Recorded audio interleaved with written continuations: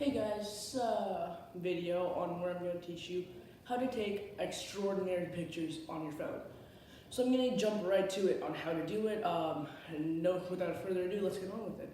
So what you're first going to need is your phone, and I'm going to display two pictures right here, each which I took on my phone. I don't know what they are as of now. I am not editing them. I'm editing them in, so I don't have them right off the tip of my head. Now what I assume is I'll have a picture of a flower on this side and a picture of a rock on this side. Now you might think these are the two blandest things I might take a picture of, but there's a lot to photography. So if you are a photographer, you already know you can take a picture of anything and make it look interesting. You can take a picture of an ugly person, make them look amazing. I mean, I'm not saying anyone's ugly, but still, you might see someone as not beautiful and take a picture of them and still think they look beautiful. Or you can take a picture of a paint roller and say, just painted my wall, but take it at a shot with paint splattering up in the air to give you that feel as if the whole image is in a 3D format instead of just taking a bland picture. Now I'll show you two different images and the difference in each one. Now this is a picture of a paint roller, and this is a picture of a paint roller with paint up in the air. Now these pictures I have not photographed. These are just things I took off the web and decided to stick in this video. Now these are hopefully non-copyrighted, so I don't get any copyright strikes. Now, really, when you take a picture, your image is gonna look something like a bland picture. Maybe you're taking a picture of a stool at your house. Maybe you have an Instagram where you upload photos of various things. Maybe you're a photo shoot artist. You could be anything, and you could be coming to this video trying to find out, I want to take this picture on my phone. And now here's another thing. People might feel embarrassed taking a picture on their phone. Well, let's say you go to a photo gallery. You could see a whole bunch of people holding their huge DSLR, SLR cameras.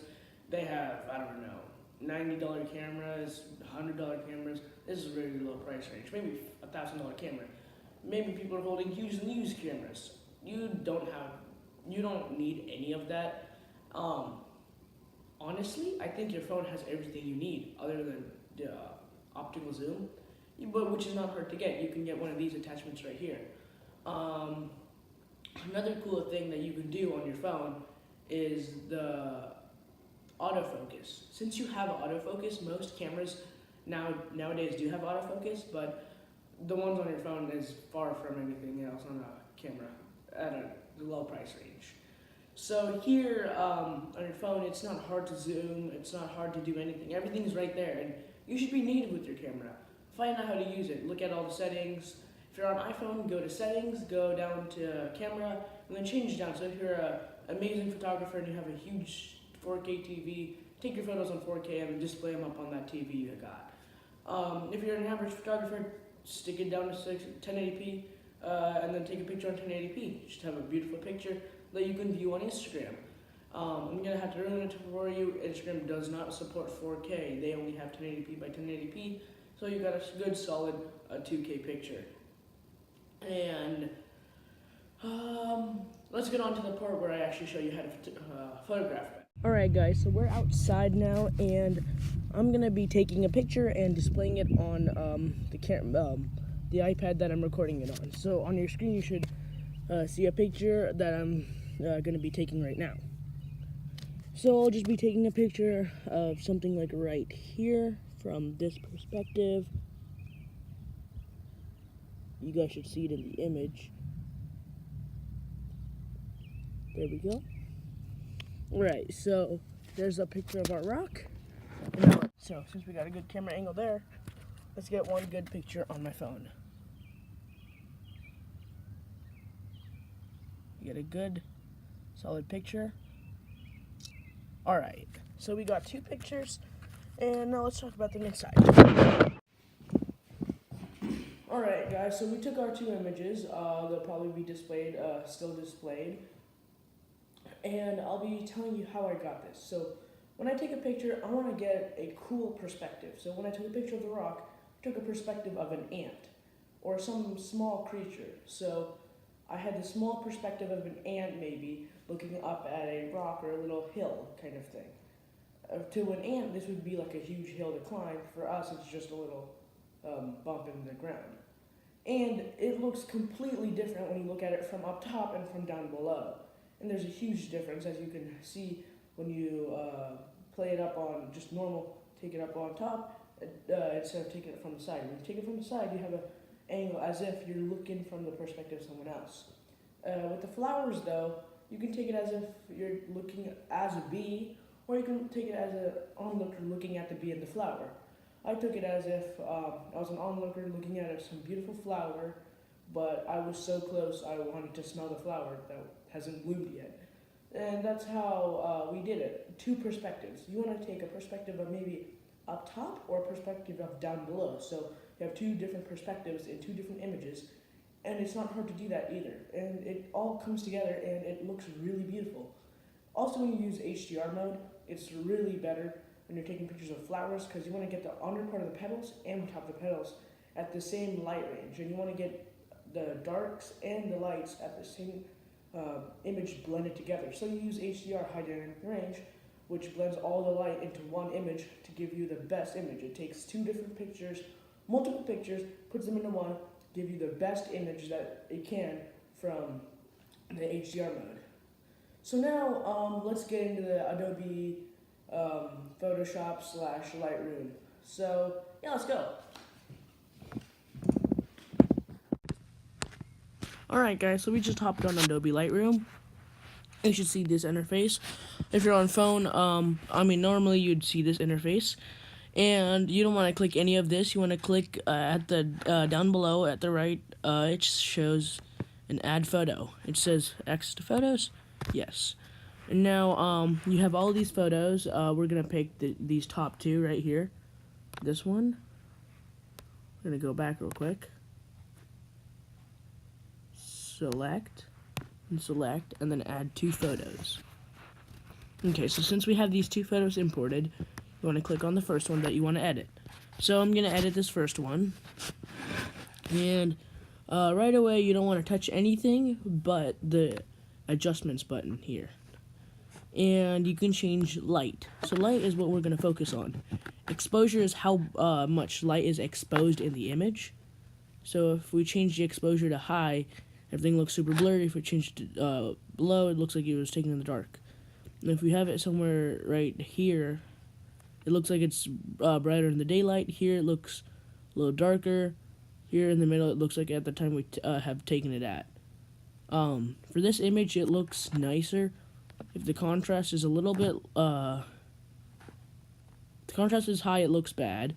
So if you take the contrast a little bit lower, the exposure higher, then we have a really nice there. And then highlights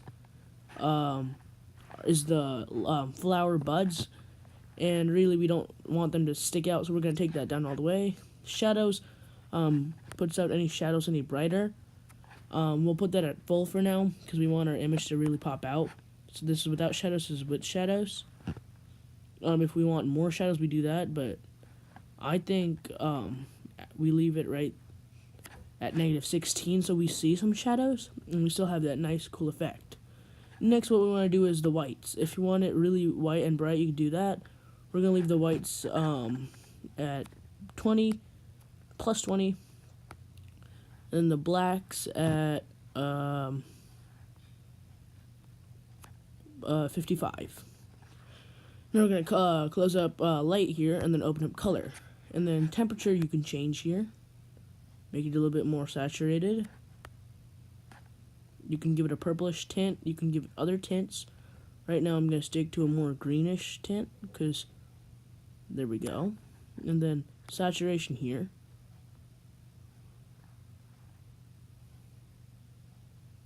Go down a little bit. You get this super reddish color. Here you lose that reddish color. I'm going to leave it right there at -5. And the vibrance, you can see how the entire image is more vibrant. We're going to put it at 100. And now we're going to hop on over to effects. Clarity is just how clear the image looks. I'm just going to leave that at 0 or -1 or +1. Dehaze makes everything less hazy. Having dehaze on 100% gives you a little bit of, it's like Visionette, but like a little bit more of a white tint instead of a black tint on the edges. We're gonna have a little bit of dehaze on negative. Visionette, as you can see, is this. Dehaze is like the opposite of it. But we're not gonna really do any Visionette because I don't really favor it. But it's all up to you guys.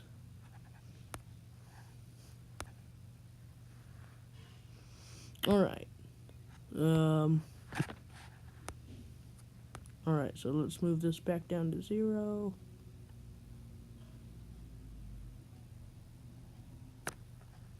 Alright, and now midpoint. You can change this around. I have really no clue what this is doing right now. I don't see any colors changing. I think I'll just leave it at 70, see what that does. Feather, I don't see anything doing anything. I think this has to mess around with the Visionette. Detail, usually you don't want to put sharpness at all. That makes your image, with noise reduction you want to put up if you have a really bad camera. So if I were to take these pictures on my iPad, I'd have light, noise reduction on high because this doesn't do very much noise reduction. You can turn on lens corrections. I don't really see much of a difference. It looks like it just kind of highlights a little bit more. You remove the CA. I don't really see any use for removing the CA. And then that's the first picture all done. And then once you want to save it, you want to click this share button. And then once you click the share button, it says share, save the camera roll, and that's what we're gonna do. Save the camera roll, and then small, 2048 pixels. And that's not bad either. So next image is this one. And this is the one that we took outside. Both of these were taken outside, but I thought this was the best to edit. Now, you guys can go ahead and try this yourselves, and thanks for watching. So, thanks for watching, and goodbye.